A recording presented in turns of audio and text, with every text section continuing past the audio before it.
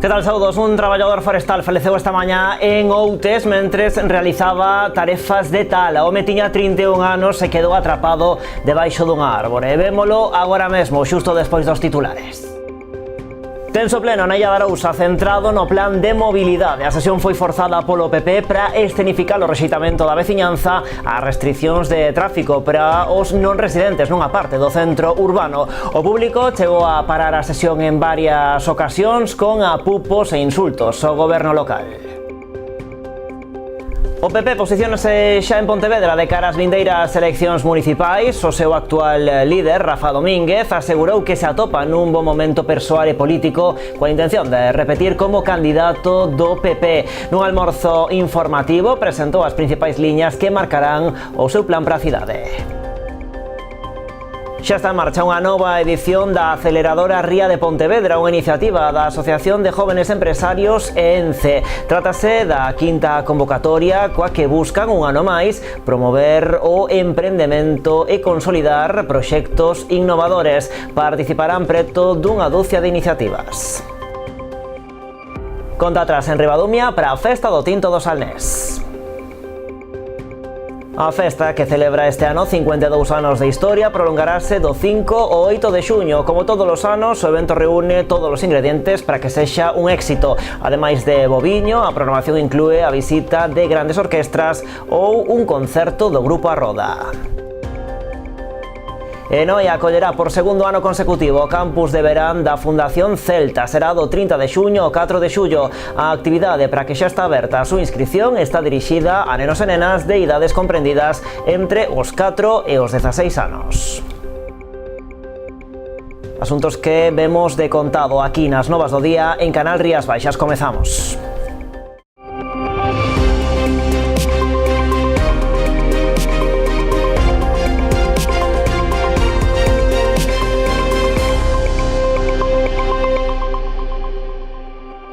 Pois arrancamos as novas con ese accidente laboral mortal. Un traballador de 31 anos falecía esta mañá no lugar de Villardigo, en Outes, tras quedar atrapado baixo unha árbore mentres realizaba tarefas forestais nesa zona. Atopábase acompañado de outro traballador que, de contado, deu aviso ao 112 Galicia. A pesar da rápida intervención dos equipos médicos, tan só puideron certificar a morte, posto que faleceu no acto. Foi necesaria a intervención dos bombeiros do Parque Provincial de Boiro para liberar o corpo.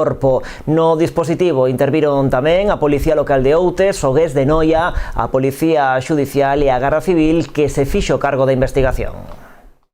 E seguimos con sucesos. A Policía Nacional de Ribeira investiga varios roubos cometidos en dous establecementos situados na parroquia de Carreira, a escasos metros un negocio do outro. Nos dous casos, o caco puido facerse cunha boa cantidade de cartos que os donos dos establecementos deixaran nos locais. Todo apunta a que podería tratarse da mesma persoa. Esta cetaria, Vilas Esmar, situada a carón da estrada principal en Carreira, foi o primeiro branco dos ladróns. Despois de romper a porta de entrada á oficina, e tal como recollen as cámaras de seguridade do establecemento, o ladrón, que levaba o rostro cuberto, dirixiuse á zona na que gardaban a caixa do diñeiro. Pola maneira de comportarse, sabía ben a onde se dirixía. Sí, na cámara de seguridade vese como entra, como ahora vais entrar a cada estancia, mira para onde están as cámaras. Entonces unha persona que non suele saber onde están as cámaras. Claro, tamén o feito de que entrando ao local que nós chamamos a cociña, hai un escalón que é moi falso, non tropezou, entonces significase que tiña que saber onde estaba o escalón e que había algo aí no medio. A porta por onde entrou destrozona totalmente, unha impresora que intentou levar non a chegou a levar, pero sigo que fixo arrancar dos cables foi rompela. Xunto co diñeiro metálico roubado que os donos do negocio deixaran para o pago a provedores, fíxose tamén con outros obxetos de valor. Aínda así, o roubo foi un tanto extraño, xa que non se levou ningunha cámara de fotos, ningunha tablet, nin tampouco un ordenador portátil que había tamén no local. Despois levou cousas moi dispares, levou os cartos, claramente, chegou a levar dous cochiños de xoguete, habendo 4 arriba da mesa, levou solo 2, si foi un roubo un pouco extraño. Non foi o único roubo cometido esa noite. A escasos metros e cun similar modus operandi, o mesmo ladrón accedía tamén ao bar La Taberna del Argentino. A nos sentámonos primeiro, por hora das grabacións, E así como acabaron con nós, nin 5 minutos, entraron ao bar que teño ao lado, o bar do Argentino, tamén levándolle a caixa registradora e levándolle todo o que podían de dentro. A Policía Nacional xa abriu unha investigación co fin de dar co paradoiro do misterioso ladrón. Polas imaxes captadas polas cámaras, todo parece indicar que se trata dunha muller. Por si acaso, estes días xa se incrementou a vigilancia na zona. A verdad que esta noite sí que notamos que hubo moito máis incremento da policía pasando por esta zona. A calquera hora que vías, calquera hora pasaba un coche patrulla, entonces, por a parte esa, estamos por agora moi contentos. Varias traballadoras do Concello da Pobra denuncian a privatización do servizo de conciliación. Ademais da ocultación de información por parte da Administración, entenden que a calidade do servizo vai se ver afectada tras a súa adxudicación a unha empresa privada. Dende o ano 2016, o Concello da Pobra viña asumindo a xestión directa do servizo de conciliación a través dunha bolsa de emprego para a contratación de monitorado. Na actualidade son 6 as traballadoras en activo, que durante o período estival adoitan incrementarse ata 15. Sen embargo, os contratos vencen o 20 de xuño sen posibilidade de renovación, posto que o Concello xa sacou a licitación ao servizo. A situación xerou un gran malestar entre as traballadoras que coñeceron o cambio de modelo de xestión pola prensa. Estamos súper disgustadas por esta situación, vale, porque creo que como traballadoras deberíamos de ter unha explicación antes de que isto saíra por redes sociais. E bueno, creo que o traballo que tuvemos durante moitos anos, vale, que todos sabemos, as traballadoras que estábamos ali, que se nos cancelaron días de asuntos propios e de vacacións no verán, sobre todo, se nos cancelaban por necesidades do servicio, cando isto é totalmente ilegal. O que pasa que nós nunca fixemos público isto por medo a represalias, vale? Ao final é o pan de cada unha de nós, das nosas familias, e non queríamos xogar con o noso pan. Pero a día de hoxe é que vamos a sacar todo, vale, como estar disponibles 24/7, vale, e se estábamos enfermas, como tiñamos que entrar ás 6 da mañán e nadie nos atendía, tiñamos que ir enfermas a traballar, vale, que eu teño ido vomitando a traballar ao servicio porque nadie me colleu o teléfono, pero nós para eles sempre estábamos disponibles. As traballadoras afectadas manterán o próximo xoves unha xuntanza con responsables do Concello para exixir as explicacións que ata agora non lle foron dadas. Lonxe disto denuncian a opacidade e o oscurantismo por parte da Administración municipal. A ocultación da privatización do servicio. A día de hoxe somos traballadoras do servicio, estamos en activo, temos un contrato en activo e nadie nos informou de esta situación, vale. Onte se puxeron en contacto con nós para ter unha reunión para a próxima semana, que eles sacaron un comunicado de prensa que o venres se reunirían con nós, cando é totalmente falso, vale? Non se van a reunir o viernes con nós, vanse a reunir o xoves da próxima semana para darnos explicacións ás traballadoras que estamos traballando a día de hoxe. E tamén din que nós non nos puxamos en contacto con eles ata o venres, e iso é totalmente falso. Temos os mensaxes ca concelleira Fanny pedíndolle unha reunión. O día mércores, compañeiras chamaron o mércores e outras o xoves e dicía que non tiña tempo, que xa nos contactaría. Denuncian ademais que a privatización suporá unha perda da calidade do servizo que afectará directamente ás familias usuarias. Bueno, pois pola súa banda, dende o Concello indican que a licitación do servizo é a única vía que lles permite manter os programas de conciliación tras a última reforma laboral que impide encadear contratos temporais para cubrir servizos de carácter estructural e continuado. Alegan ademais que na actual relación de postos de traballo non están incluídas as prazas para monitoras, polo que se viron obrigados a externalizar o servizo mediante o procedimento de licitación pública. Dende o goberno local entenden o malestar das traballadoras que están na bolsa de emprego, pero a nova normativa obrigoulles din a mudar o modelo de xestión para garantir os mesmos estándares de calidade e atención que se viñan prestando toda agora. O alcalde e a concelleira de Igualdade sosteñen que o principal compromiso do seu goberno é manter o servizo cumprindo coa legalidade vixente.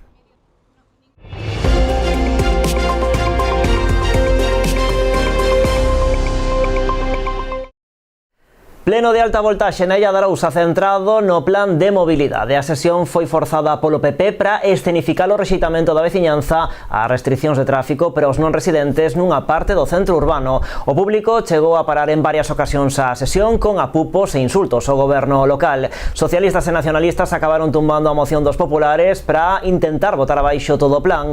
Unha votación ademais nula de pleno dereito, segundo un informe do secretario municipal. Os ánimos xa comezaban a caldearse no minuto 1 deste pleno extraordinario convocado na illa, forzado polo PP. Con Matías Cañón sentado carón dos concelleiros populares, o alcalde obrigaba a trasladarse ao outro extremo da mesa do pleno, lugar reservado agora para el como concelleiro non adscrito. Matías, non tes a palabra, vas para o teu sitio que está asinado si queres. Segundo aviso. E a partir de aí a tensión foi medrando aos poucos, co novo plan de tráfico como protagonista. Os taleiros e comerciantes na bancada, con esquelas, acusando o goberno local de deixar morrer os seus negocios. Primeira interrupción da sesión dun dos veciños, que remata coa súa expulsión. O alcalde defende o plan de mobilidade, insistindo en que son os propios veciños da zona afectada os que levan anos pedindo solucións. Neste concello criticouse moitísimo de que non facíamos nada ao tema de tráfico. Nunca. Sempre se criticou. Sempre. Ben feito pola vosa parte, ben feito polo Bloque Nacionalista Galego no seu momento cando estaba na oposición. Nunca se fixo nada. Empezamos a adoptar medidas que están aprobadas nun PEMUS aprobados por todos neste pleno. É para con participación da xente. Aquí non se agachou nada a nadie. A nadie. Os populares critican as medidas do plan, dende os lectores de matrícula ata sancións contempladas, pasando pola xestión dos permisos para acceder dos non residentes. Piden ao Executivo que escoita a veciñanza e que abra un proceso participativo. Nós non lle botamos gasolina ao lume. Nós non trouxemos esta xente, trouxonos a xente aquí a nós, que é distinto. Para nós sería moito máis fácil na oposición se buscáramos conflitos, sería esperar calados como está o do Bloque, esperar hasta o 15 de junio e abrir un paquete de pipas e palomitas e mirar o Cristo que vai a haber. O que estamos intentando evitar é eso, agora fajan ustedes o que queiran.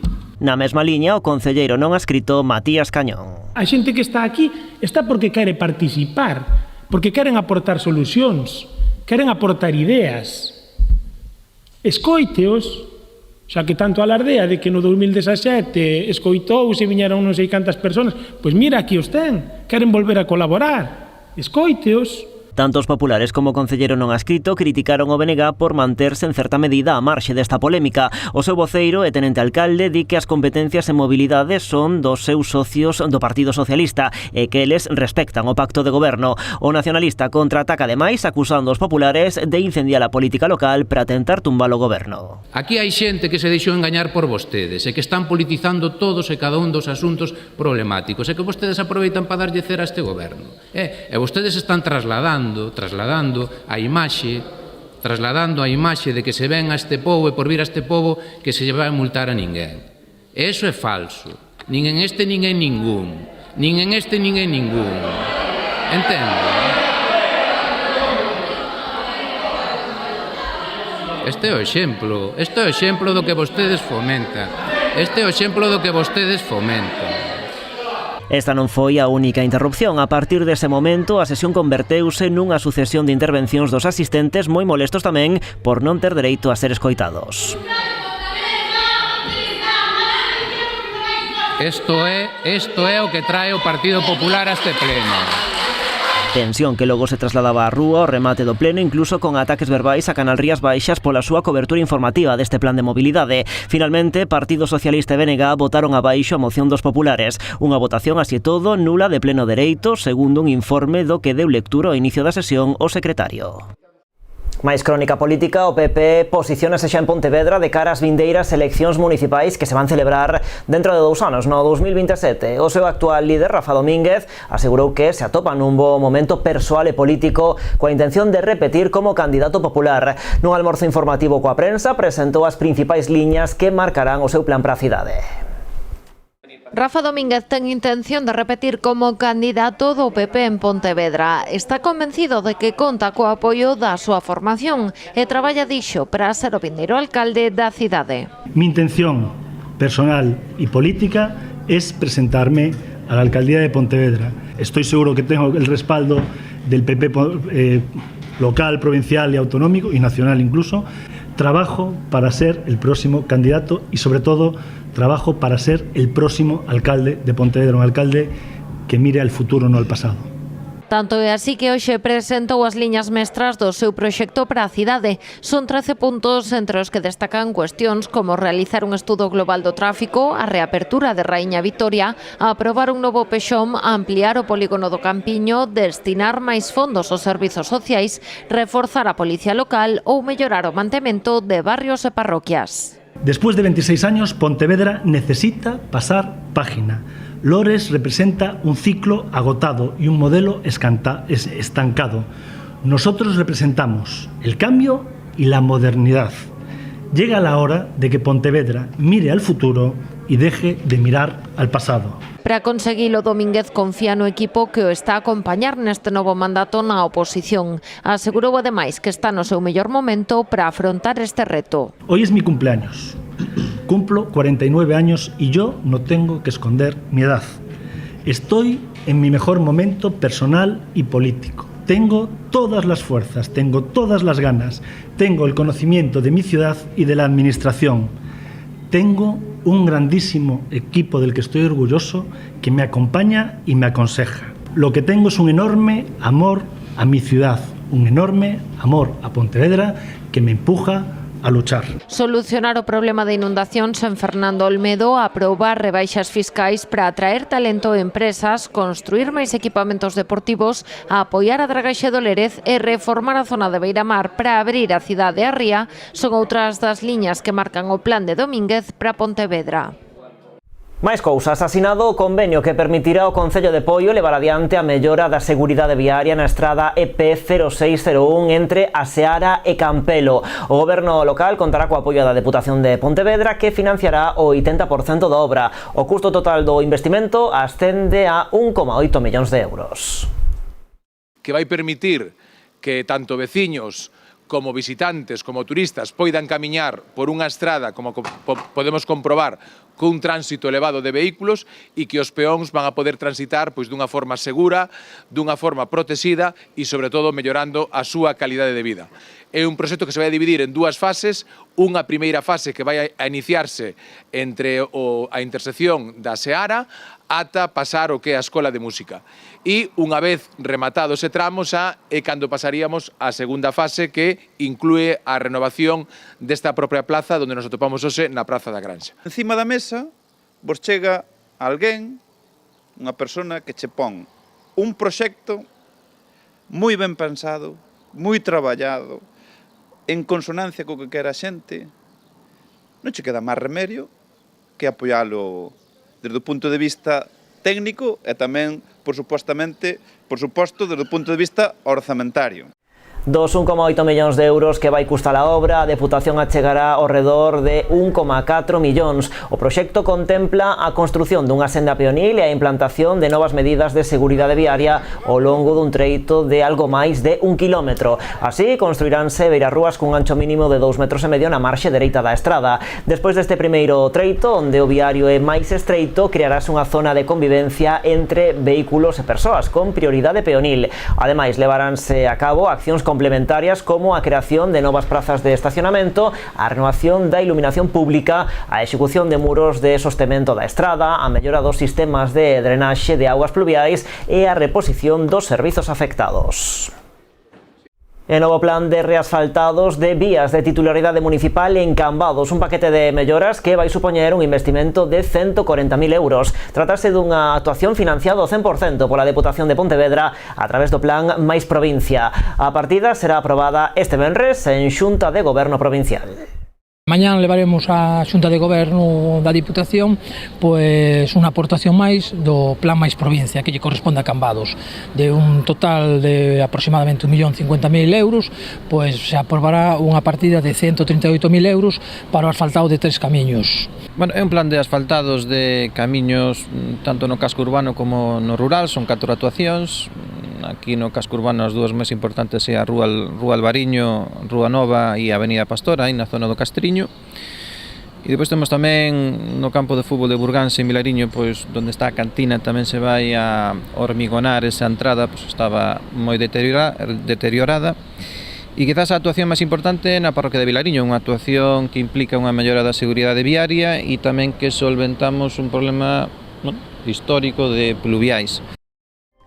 E a volta da publicidade falamos da programación de Vilagarcía, Cidade do Libro ou de todos os detalles do programa da Festa do Tinto do Salnés.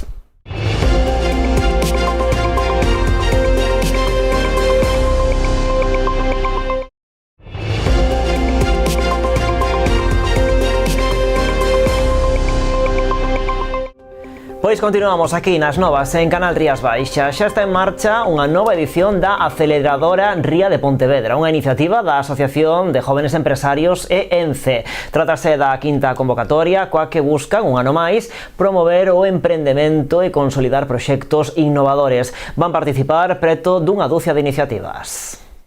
A Asociación de Jóvenes Empresarios e ENCE volven ir da man nunha nova edición da Aceleradora Ría de Pontevedra. Trátase da quinta edición desta iniciativa que busca promover o emprendemento nos concellos de Pontevedra, Marín e Poio. La aceleradora lleva ya más de 50 proyectos lanzados, más de 50 proyectos emprendedores. Más de una veintena de ellos siguen en activo a día de hoy y consolidan su crecimiento en el territorio, aportan valor real al tejido productivo de Pontevedra, de Marín y de Poio. Nesta edición volverán ser ao redor de 10 os proxectos seleccionados nos sectores do comercio, o turismo, o medio ambiente, a sustentabilidade e a agricultura. No marco da aceleradora, os emprendedores recibirán formación en diferentes áreas e apoio de expertos con mentorías individualizadas. E que, de feito, pois, de alguna maneira, saiban dar esos primeiros pasos, evitando ás veces cometer moitos erros que cando un emprendedor novo quere empezar, que moitas veces ou moi ben non sabe por onde empezar ou cando empeza pois comete erros. O programa da aceleradora pecharase cun demo day no que os emprendedores presentarán os seus proxectos na procura de investimentos reais. Tamén se realizará unha segunda edición do Hackathon de Economía Circular, no que se afrontarán desafíos relacionados coa sustentabilidade e o uso responsable de recursos. Ademais, este ano, como novidade, estrearase a iniciativa Scale Up Ría de Pontevedra. Y está dirigido a los proyectos que ya han formado parte de la aceleradora en ocasiones anteriores y es un poco para no dejarlos solos, ¿ahora qué? Entonces, bueno, pues se enfrentan ahora a una realidad y a nuevos retos y les daremos continuidad y el apoyo con asesoramiento y acompañamiento individualizado que se merecen. A aceleradora realízase no marco do Plan Social de ENCE. O prazo para presentar solicitudes estará aberto ata o 16 de xuño. Empresas, alumnado e centros educativos reuníronse esta mañá no auditorio de Vilagarcía. Foi no marco da terceira feira FP PYME da Cámara de Comercio de Pontevedra, Vigo e Vilagarcía. Máis de 200 persoas participaron neste evento que deu a coñecer as familias profesionais da FP, un punto de encontro para captar talento. Su objetivo es dar a conocer a empresas, alumnado y personas desempleadas o en búsqueda de empleo que integran la oferta de FP en la demarcación cameral. Como habéis podido comprobar, contamos con una parte expositiva, con stands. Síntome moi orgulloso polo que supón esta revolución silenciosa da formación profesional que desde o ano 2009 hasta o ano 2025 sigue sendo imparable. Por qué? Fundamentalmente porque a implicación de todos os que forman o proceso, ese proceso educativo, sociedade, formación profesional e empresas, así como polo interés tamén, como non podía ser de outra maneira, da ciudadanía. Quixera destacar que o papel importante da formación profesional como instrumento precisamente para a profesionalización dos distintos sectores produtivos. Unha mostra esta feira que se fai hoxe aquí. Ao longo da xornada desenvolveronse diferentes relatorios sobre orientación laboral e mesas redondas. Abordáronse temáticas como os ciclos formativos, os certificados de profesionalidade, a acreditación e probas e a figura do titor de empresa. Tamén as boas prácticas dos diferentes actores, a análise de casos de éxito, a celebración dun brunch con sesións de intercambio de coñecementos e microentrevistas e o taller motivacional de Raúl Cárdenas completaron esta proposta. No referente á área expositiva participaron con stands e demostracións diferentes centros de formación e entidades vinculadas co emprego.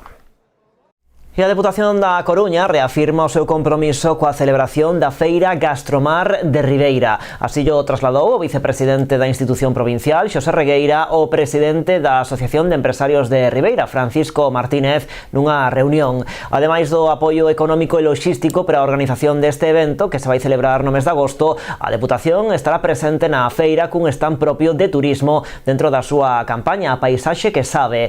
O obxectivo desta feira é promocionar os produtos pesqueiros con maior peso na lonxa ribeirense, como o lirio, xunto con outras especies de peixe e marisco moi demandadas nos eventos gastronómicos. Esta mañá chegou a Vilagarcía o World Voyager. Trátase deste cruceiro que van ver decontado nas imaxes que atracaba hoxe no porto da cidade, no peirao de Ferrazo Norte. Coincidindo coa súa chegada, o presidente da Autoridade Portuaria de Vilagarcía, José Manuel Cores Tourís, deulle a benvida aos viaxeiros e á tripulación, porque esta é a primeira vez que este cruceiro fai escala en Vilagarcía. Xunto co seu capitán, houbo un intercambio de metopas para conmemorar esta primeira parada que de seguro non ha de ser a última.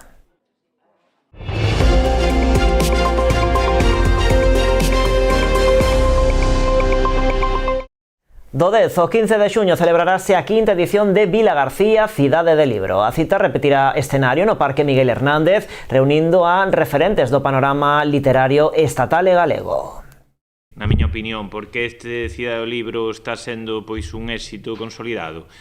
Pois porque non é unha feira non é unha feira ao libro.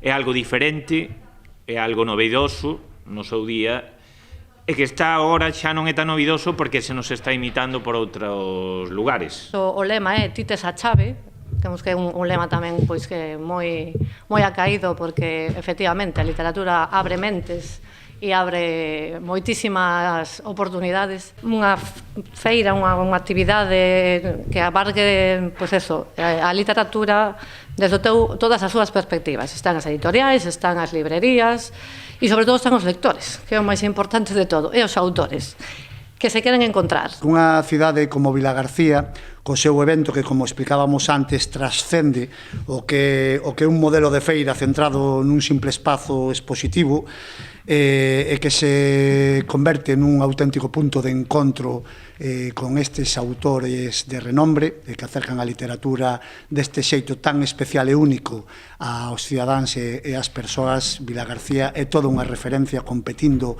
nas mesmas datas con Madrid e, polo tanto, eso para estar moi orgullosos. O último premio Planeta, Paloma Sánchez Garnica, un dos escritores máis vendidos, Juan Gómez Jurado, a revolución da literatura juvenil, Joana Marcús, ou a escritora de misterio María Oruña, entre moitos outros, daránse cita na localidade. Os máis pequenos terán tamén un papel moi relevante no programa. De feito, todos os días entre as 10 da mañá e a 1 do mediodía haberá unha sesión do Literatur, unha actividade en colaboración cos centros escolares coa que se busca inculcar o hábito lector. En canto á zona de presentación, exposición e venda de libros, abrirá polas tardes a partir das 6 e ata as 9 do serán. Na fin de semana o horario ampliarase as mañás de 11:30 a 1:30. Todos os días haberá firmas de autores e ao remate celebraránse as conversas ao solpor con algúns deles. A programación é moi ampla, contando con obradoiros, maxia ou contacontos. Tampouco faltará a visita a Cortegada, que será o sábado 14 a partir das 5:30 da tarde, da man de María Oruña, que presentará a súa nova novela El Albatros Negro. Para participar é necesaria a inscrición previa a partir do 2 de xuño na Oficina de Turismo, e de balde tan só hai 25 prazas disponibles. O Conservatorio Profesional Felipe Paz Carvajal de Noia celebra un ano máis o seu programa Xuño Musical. O ciclo, que contempla un total de 7 actuacións, arrancará xa este vindeiro luns cun intercambio coa Escola de Música de Lousame. O Conservatorio de Música Noies organiza un verán máis o Xuño Musical. Para a realización do programa conta coa colaboración do Concello, que ve neste tipo de actividades a mellor maneira de pechar o curso académico. Para o Concello de Noia é unha honra que o Conservatorio Municipal e Profesional Felipe Paz Carvajal decida sacar fora dos seus muros e das súas aulas ordinarias pois este tipo de actividades, nas que os rapaces amosan o que aprenden diariamente nas súas aulas e, ademais, facemos algo con carácter cultural, social e educativo, non fora dos muros do propio conservatorio. O programa inclúe un total de 7 concertos que arrancarán xa o día 2 cun intercambio con Lousame. O intercambio co Concello de Lousame, que ten unha banda, que tamén hai alumnado desa banda no conservatorio, é unha xornada como en outros concertos dos que vamos a falar, de convivencia entre alumnos. Unha das actividades máis destacadas terá lugar o día 6 en Rianxo, na que os alumnos do conservatorio participarán xunto con outros conservatorios e escolas de Galicia no evento Un Bico un Cantar, promovido polo Consello da Cultura Galega. É un concerto que fai unha homenaxe ao 75 aniversario da morte de Castelao, no que vai a participar tamén un instituto que ven de Bos Aires para conmemorar o lugar onde el faleceu, e tamén que van a participar alumnos de escolas de música e conservatorios de toda Galicia. Se prevé máis ou menos uns 500 rapaces cantando xuntos, entón creo que vai ser un acto bastante emotivo. O Colofón do Xuño Musical celebrarás o 27 de xuño co concerto dos Balcóns. É que, bueno, unha aposta moi arriscada, moi difícil de levar a cabo, pero que esperamos que sea impactante e que guste moito ao público. Conta atrás en Ribadumia para a Festa do Tinto do Salnés, un evento que celebra este ano 52 anos de historia, que se vai prolongar do 5 ao 8 de xuño. Como todos os anos, a festa reúne todos os ingredientes para que sexa un éxito. Ademais de boviño, a programación inclúe a visita de grandes orquestras ou varios concertos, entre eles un da Roda. Coa chegada de xuño, Ribadumia prepárase para vivir un dos eventos máis agardados do ano, a Festa do Tinto do Salnés e das variedades autóctonas. Un evento que acada a súa edición número 52 cunha completa programación do 5 ao 8 de xuño. Ademais de render homenaxe ao viño, a cita inclúe grandes orquestras. Eu creo que é diversión para todos os públicos, para nenos, nenas e para persoas maiores. Por lo tanto, o que buscamos é que disfrutedes todos desta Festa do Viño Tinto do Salnés e exaltación das variedades autóctonas, que disfrutemos e que sobre todo pensar xa na próxima festa e sobre todo nesa regularización que para nós é tan importante. No apartado musical tamén salientan distintos concertos como The Broken Pitch ou o da Roda o venres 6 á noite. Para nós é unha festa é algo que vai co ser da Roda, non? O tema do viño, de feito, bueno, pues, moitas das cantigas da Roda cantan o viño, desde o miudiño hasta unha que estamos cantando agora, que son cantigas do viño, que precisamente fala de moitas de varias denominacións de orixe do viño galego, entre elas o albariño. Este ano para Dar o Pregón escolleron a un da casa o humorista Juan Meniño. Pensamos en ti, pero non solamente eu como alcalde, senón que pensou toda a comisión organizadora, que é o máis importante. E pensamos precisamente nunha persoa da nosa terra, que está no Clube da Comedia, e polo tanto que sexa o pregoeiro desta festa do Viño Tinto do Salnés e exaltación das variedades autóctonas para nós é unha satisfacción, porque en Ribadumia aportamos moita xente no deporte, na cultura, pero tamén precisamente para facer o pregón da festa do Viño Tinto do Salnés e exaltación das variedades autóctonas. Para el toda unha honra poder ser o pregoeiro da festa. A festa do Tinto é unha festa que eu fui desde que era meniño pequeno e era que sou meniño grande, o sea, levo 27 anos indo a esta festa, así que dar o pregón dunha festa que conoces e que sabes como vai en todos os ámbitos, pois é bastante de agradecer. A festa, como sempre, incluirá a cata final, onde se escollerán os mellores viños, o gran xantar do sábado e o nomeamento dos novos valedores. E falamos agora de remo. A Pobra do Caramiñal acaparará unha fin de semana máis o protagonismo remeiro coa disputa da primeira edición da Bandeira Deputación da Coruña de Bateis. A cita organizada polo Clube de Remo da Pobra en colaboración coa Federación Galega de Remo será xa este vindeiro sábado. Na xornada de mañá, a partir das 10:30, darán comezo as regatas clasificatorias para xa pola tarde, a partir das 4:30, disputar as rondas finais. En competición, a práctica totalidade dos clubes da provincia que traerán a Pobra ao redor duns 70 equipos correspondentes ás categorías alevín, infantil, cadete, xuvenil e sub-23, tanto na modalidade masculina como feminina. E Noia acollerá por segundo ano consecutivo o campus de verán da Fundación Celta. Será do 30 de xuño ao 4 de xullo. A actividade para que xa está aberta a súa inscripción está dirixida a nenos e nenas de idades comprendidas entre os 4 e os 16 anos. Un verán máis, Noia acollerá o campus da Fundación Celta. A actividade presentada hai uns días desenvolverase do 30 de xuño ao 4 de xullo. Estará dirixida a nenos e nenas de idades comprendidas entre os 4 e os 16 anos. Queremos animar a todos los niños, tanto del concello de Noia como de los alrededores de Noia, a participar en el campus. Es un campus abierto para todos los niños, independientemente del nivel que tengan, independientemente de que jueguen al fútbol o no jueguen al fútbol. Al final lo que buscamos con nuestro campus es una actividad, como bien comentábamos antes, para que los niños aprendan a jugar al fútbol, para que mejoren sus habilidades futbolísticas, pero también para que vengan aquí y pasen una semana agradable, que lo pasen bien, que se diviertan de la mano del Real Club Celta. A actividade é posible grazas á colaboración do Noia Club de Fútbol e o propio Concello. Queremos agradecer tanto ao Club de Fútbol Noia como ao Real Club Celta de Vigo que pensen en traer unha sede para o campus aquí para que os nosos nenos poidan aprender, meterse no papel dos futbolistas profesionales do Celta. Al final, para nosotros como Club de Fútbol Noia es una experiencia para que nuestros niños puedan tener otra experiencia con las metodologías propias de un club profesional y su apartado formativo, tanto en metodología como en valores. Y quiero aprovechar para abrir esa invitación, como decía Manu, a todos los niños del Barbanza y de la comarca. As inscripcións xa están abertas, podéndose realizar a través da propia web oficial do Real Club Celta de Vigo. Pois así rematamos, pero de contado aquí en Canal Rías Baixas, o programa Orixe e Calidade centrado no sector vitivinícola. Xa saben que tamén toda a actualidade poden a consultar en canalriasbaixas.com e tamén nas nosas redes sociais. Como sempre, graciñas por estaren aí.